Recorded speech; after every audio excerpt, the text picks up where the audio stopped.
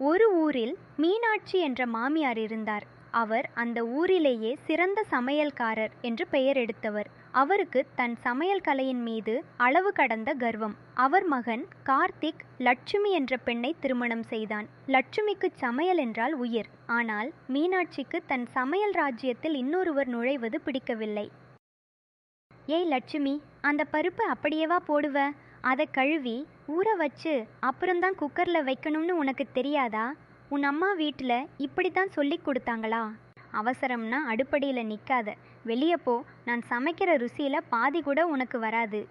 ஊர் திருவிழாவில் சிறந்த சமையல் கலைஞர் போட்டி அறிவிக்கப்பட்டது. மீனாட்சியும் லட்சுமியும் கலந்து கொண்டனர். போட்டி அன்று லட்சுமி அருமையான பிரியாணியும் கத்தரிக்காய் பச்சடியும் செய்தாள். அதன் மனம் ஊரை கூட்டியது. மீனாட்சிக்கு தோல்வி பயம் வந்தது. லட்சுமி தண்ணீர் எடுக்க வெளியே சென்றபோது மீனாட்சி ரகசியமாக லட்சுமியின் குழம்பில் கை நிறைய உப்பை அள்ளி கொட்டினார். ஐயோ, குழம்புல இவ்வளவு உப்பா? நான் இவ்வளவு போடலையே, இப்போ என்ன பண்றது? லட்சுமி பதறவில்லை. தன் புத்திசாலித்தனத்தை பயன்படுத்தினாள். 2 உருளைக்கிழங்குகளை துண்டுகளாக வெட்டி குழம்பில் போட்டு வேக வைத்தாள். உருளைக்கிழங்கு அதிகப்படியான உப்பை இழுத்து கொண்டது.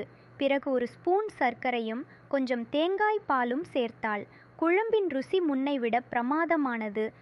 இந்த வருஷத்தோட முதல் பரிசு லட்சுமி.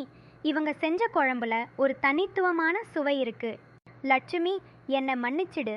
நான் தான் உன் குழம்புல உப்பை கொட்டினேன். ஆனா நீ அதையும் சமாளிச்சு ஜெயிச்சிட்ட. இனிமே நீதான் இந்த வீட்டோட சமையல் ராணி. நீதி.